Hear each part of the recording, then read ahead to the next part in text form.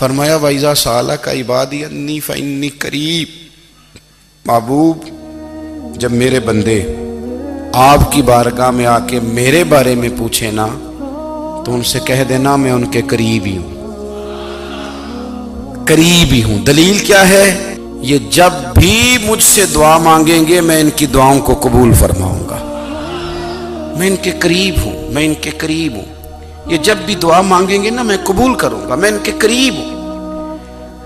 اللہ تبارک و تعالیٰ کے بندے اللہ سے محبت کرتے، رب کی بارگاہ میں جھکتے، اس کو اپنے دکھ سناتے، اس کے پیارے محبوب صلی اللہ تعالیٰ علیہ وسلم کا وسیلہ لے کے اس کے حضور حاضر ہو جاتے، پیشانیاں سجدوں سے روشن ہوتی۔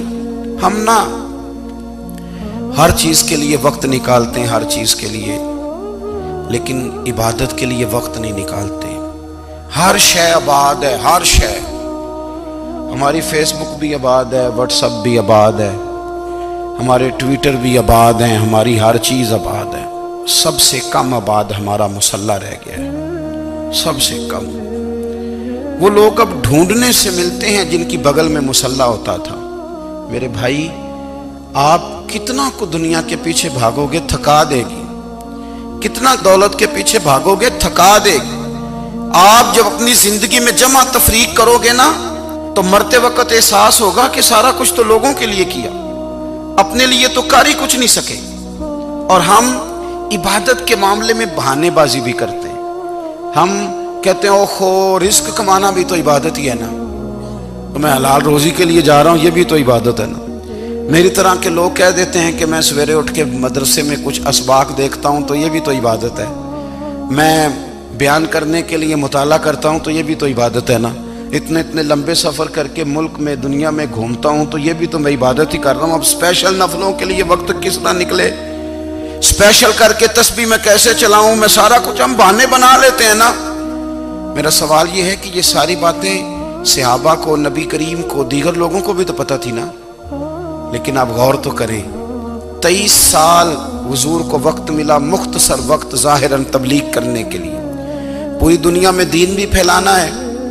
گھر میں 11 ازواج ہیں، 4 بیٹیاں ہیں، ان کی اولادیں، سارے کام کاج بھی دیکھنے، لیکن سیدہ طیبہ طاہرہ حضرت عائشہ صدیقہ رضی اللہ تعالیٰ عنہ فرماتی ہیں سارا دن تبلیغ کرتے، ہر غلام کے دکھ سنتے، گھر میں آتے تو اپنے گھر والوں کا خیال کرتے، کام میں ہمارا ہاتھ بٹاتے۔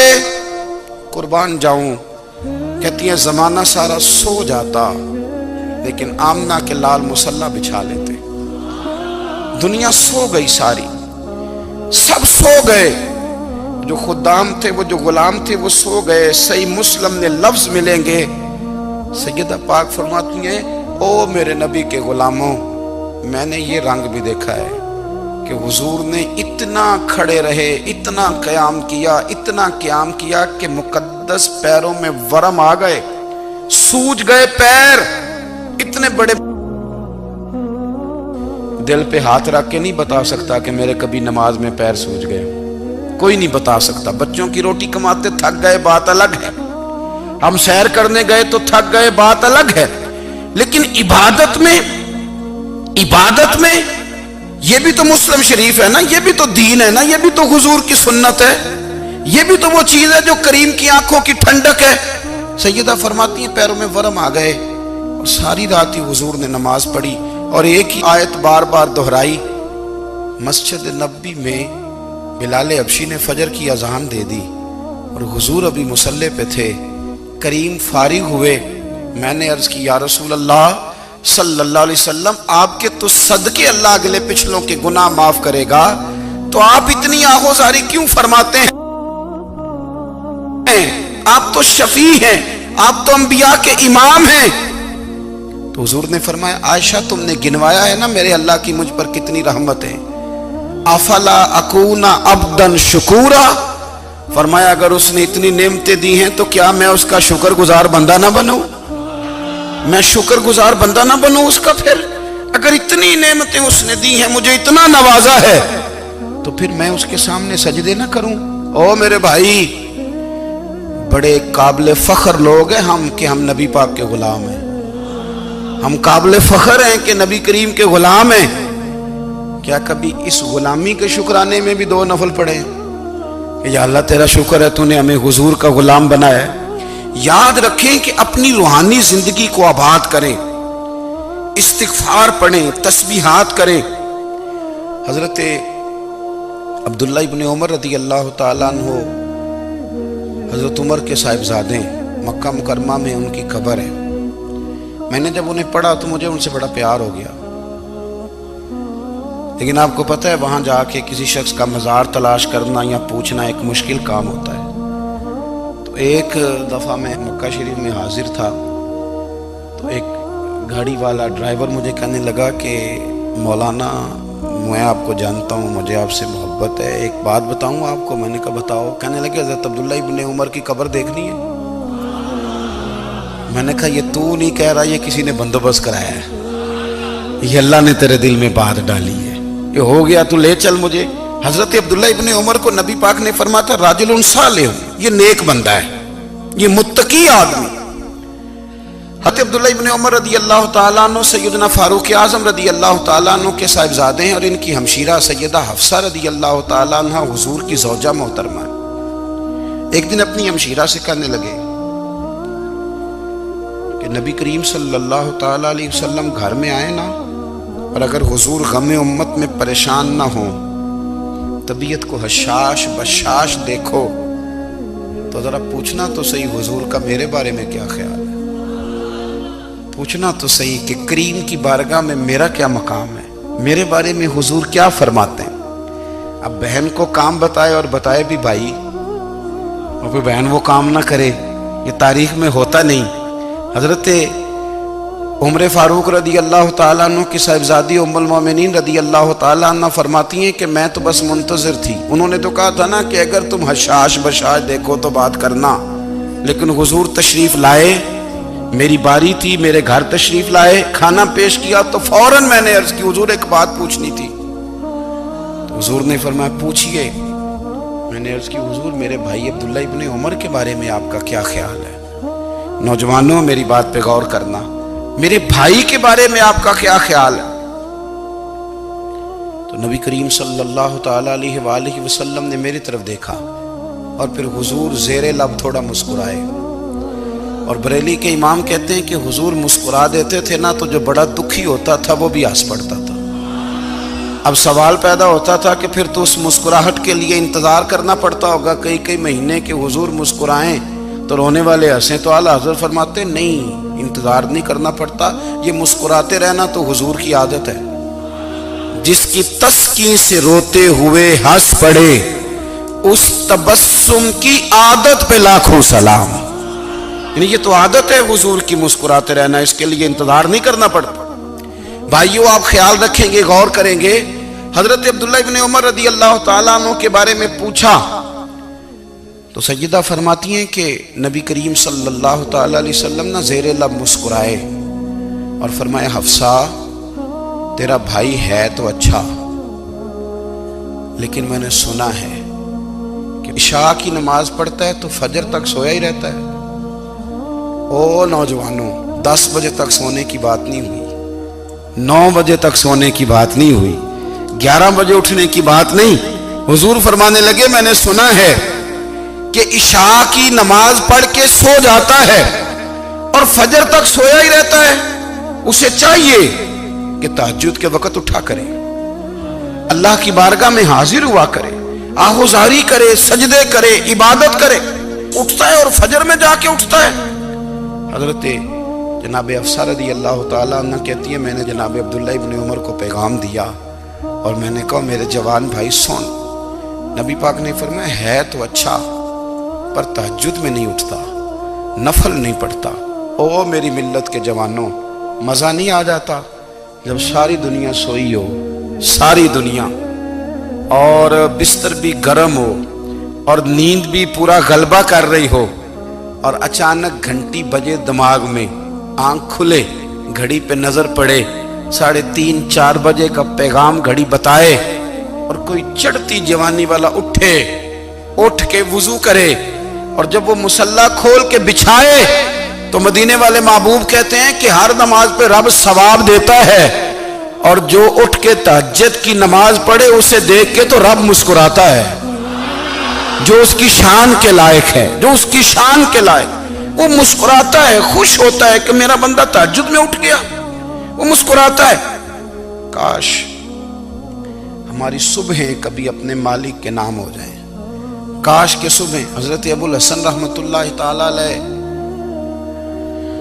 حضرت معاذ ابن جبل رضی اللہ تعالیٰ عنہ کے پاس بیٹھا کرتے تھے، فرماتے ہیں ان سے جو پیار بڑھا تو پھر میرا مصلی سے بھی بڑھ گیا۔ تابعی ہیں، فرماتے ہیں صحابی رسول سے محبت ہوئی تو ذکر سے بھی ہو گئی، پھر درود شریف سے بھی ہو گئی، محبت ان سے بڑھی تو پھر اللہ نے مسجد کا پیار بھی بڑھا دیا۔ آپ فرماتے ہیں کہ میری ہر وقت طبیعت چاہتی تھی کہ بس اللہ اللہ کروں، بس اللہ اللہ کروں، بس نہ میں ذرا تھوڑی جان چھڑاؤں لوگوں سے، کو 10 منٹ ملے تو میں کو 4 نفل پڑھ لوں، میں تھوڑا سا نہ بچوں لوگوں سے اور مجھے تسبیح ملے تو میں نہ کو 400-500 دفعہ استغفار پڑھوں، سبحان اللہ الحمدللہ اللہ اکبر لا حول ولا قوت الا باللہ، میں نہ تسبیحات پڑھوں۔ فرماتے ہیں کہ بچے تھے گھر میں 6-7، غربت تھی، کام ملتا کوئی نہیں تھا، اور میں کام چور نہیں تھا، کام ڈھونڈتا تھا، پر اللہ کی قدرت کے کام نہیں ملتا تھا۔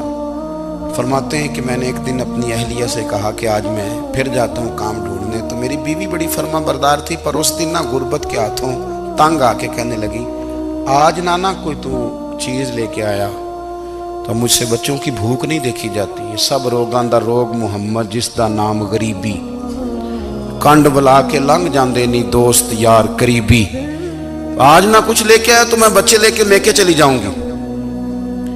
شیخ فرماتے ہیں کہ میں بڑا پریشان گھر سے نکلا، پر میں نے صبح سے لے کے زور تک کام ڈھونڈا، کام ملا کوئی نہیں، تو میرے دل میں خیال آیا چلو کام نہیں ملتا تو اللہ اللہ تو کرے نا، چلو بندوں کی مزدوری نہیں ملتی تو رب کریم کی عبادت ہی کرتے ہیں۔ فرماتے ہیں کہ میں نے نا فرات کے پانی سے وضو کیا، نہر کے، شدید دھوپ تھی، ساتھ ریت تھی اور ریت تپ رہی تھی، میں نے اپنا رومال وہیں مصلی کے طور پر بچھا لیا، اور فرماتے ہیں کہ زور سے لے کر عصر تک نماز پڑھی، دھوپ بھی پورے زور پہ، پر میرے سجدے کا ذوق بھی پورے زور پہ۔ فرماتے ہیں سورج بھی چمک رہا ہے اور رب کی عبادت کا ذوق بھی پورے زور پہ، میں سجدہ کروں تو پھر میرا اٹھانے کو جی نہ چاہے۔ میرے استاد لکھا کرتے تھے، یہ ان کا شعر ہے، وہ کہا کرتے تھے مجھے سوز دے، مجھے ساز دے، اور مجھے نیم شب کا نیاز دے، دم سجدہ خود کو میں توڑ دوں، مجھے ایسا ذوق نماز دے، اور میں تیری بہار کا پھول ہوں، میں کھلا بھی ہوں تو تیرے لیے، مجھے میری شاخ سے توڑ لے، مجھے اپنی زلف کا ناز دے۔ بھائی فرماتے ہیں کہ عصر تک میں نے نفل پڑھے، دل ڈھلنے لگا، عصر کی نماز پڑھی اور میں وہاں سے چلا۔ اب میں جب نکلنے لگا تو دل میں خیال آیا کہ چھوٹی چھوٹی دیواریں ہیں گھر کی، بغیر کچھ لیے جاؤں گا تو بیوی دور سے دیکھے گی تو شور کرے گی کہ پھر خالی ہاتھ آ گیا ہے۔ کہتے میں نے اپنے اسی رومال میں جس پہ میں نے نماز پڑھی تھی نا، رومال میں کیا کہتے پنجابی جو صافہ کہتے ہیں، اسی میں نا میں نے کچھ ریت بھر لی کہ وہ دور سے دیکھے گی تو سمجھے گی کچھ لے کے آیا ہے، چلو جا کے اسے بتا دوں گا کہ آج پھر مزدوری نہیں ملی۔ کہتے ہیں وہ ریت لے کر جب میں گھر میں گیا تو پہلے بیوی دروازے پہ کھڑی ہوتی تھی، پوچھتی تھی خالی ہاتھ آ گئے ہو؟ آج میں نے دیکھا تو ہے ہی کوئی نہیں۔ فرماتے ہیں میں اندر داخل ہوا، سلام لی، ایک کونے میں میں نے وہ رومال رکھ دیا اور میں نے آواز دی کہ بھلی مانس کہاں ہو؟ تو وہ کہنے لگی آپ منہ ہاتھ دھو لیں، میں روٹی لے کے آئی۔ میں نے کہا روٹی کہاں سے آ گئی؟ یہاں تو کئی دنوں کے فاقے، تو کئی دنوں کی غربت ہے، یہاں تو اس گھر میں تو فقیری ہے۔ فرماتے ہیں کہ وہ روٹی لے کے آئی اور اس وقت کی جو موجودہ نعمتیں تھیں، سمجھ لیں سلاد، اچار، ہر چیز ساتھ لائی۔ میں نے کہا کہ بچے کہاں گئے؟ کہنے لگی وہ کھانا کھا کے کھیلنے گئے، آپ کھانا کھا لیں آ جاتے۔ کھانا اس نے چن دیا۔ میں نے حیرت انگیز لہجے میں ساری نعمتیں اپنے دسترخوان پہ دیکھ کر کے بیوی سے پوچھا یہ کہاں سے آیا کھانا؟ بچوں کو تو نے کہاں سے کھانا کھلایا؟ یہ سارا کچھ کیسا ہے؟ کہنے لگی پتہ نہیں آج آپ کس کریم کی مزدوری کرنے چلے گئے تھے۔ پتہ نہیں کس کریم کی میرے گھر میں تو اتنی نعمتیں آئی ہیں کہ مجھ سے سنبھالی نہیں جا رہی، اتنا اناج ہے، اتنا گندم ہے، کس کریم کے دروازے آج چلے گئے تھے؟ یہ کہتے کہتے وہ اٹھی اور اٹھ کر کے کہنے لگی پہلے ہی بڑا کچھ آیا تھا، اب کیا لے آئے ہو؟ اور جا کر کے نا اس نے وہ ریت والا رومال کھولا، کہنے لگے میں تو لے کے آیا تھا ریت، تو میرے رب نے اسے بھی سونے اور ہیرے بنا دیا تھا۔ جب آپ کی توجہ اللہ کی جانب، میرے نبی پاک صلی اللہ تعالی علیہ وسلم نے فرمایا ہر چیز اپنے رب سے مانگ، ہر چیز مانگ، ہر چیز مانگ۔ یا رسول اللہ کیا کچھ؟ میرے محبوب نے فرمایا تیرے گھر میں نمک بھی ختم ہو جائے تو وہ بھی اپنے رب سے مانگا کر، تو مانگنا وہ تجھے دے گا، تو اس کی بارگاہ میں کشکول طلب دراز تو کرنا۔ اور ترمذی شریف میں عجیب لفظ ہے، رسول کائنات نے فرمایا، رب کریم فرماتا ہے جب میرا بندہ ہاتھ اٹھاتا ہے نا تو مجھے حیا آتی ہے کہ میں خالی کیسے لوٹا دوں اس کے۔ اتنے بڑے بادشاہ کی بارگاہ میں دعا کی بڑی طاقت ہے۔ میرے نبی پاک نے فرمایا دعا مومن کا ہتھیار ہے، دعا مومن کا، دعا مومن کا۔ حضور نے فرمایا تقدیر کو سوائے دعا کے کوئی چیز نہیں بدل سکتی، دعا مومن کا ہتھیار ہے، یہ کافر کے پاس کوئی نہیں، یہ ہتھیار ہے مومن کا۔ اللہ کرے آپ کو سمجھ آئے، پھر سنیں، کئی بار کہہ چکا ہوں یہ ہتھیار ہے۔ کافر کے مقابلے میں جو تیرے پاس سب سے بڑا ہتھیار ہے وہ دعا ہے۔ دعائیں کرانی چھوڑ دی، کرنی چھوڑ دی، لینی چھوڑ دی۔ حضرت سیدنا انس بن مالک رضی اللہ تعالیٰ عنہ فرمایا کرتے تھے میں نے وہ رنگ دیکھا ہے جب حضور دعا مانگتے تھے اور حضور کی مقدس آنکھوں میں آنسو بھی ساتھ ہی بہا کرتے تھے، میں نے وہ انداز دیکھا۔ بھائی اپنا مصلی کا، عبادت کا، وظائف کا، اللہ اللہ کا سلسلہ اس کو مضبوط کرے، اپنی دعاؤں کے تعلق کو مضبوط کرے۔ دعائیں بڑے انقلاب برپا کر دیتی ہیں۔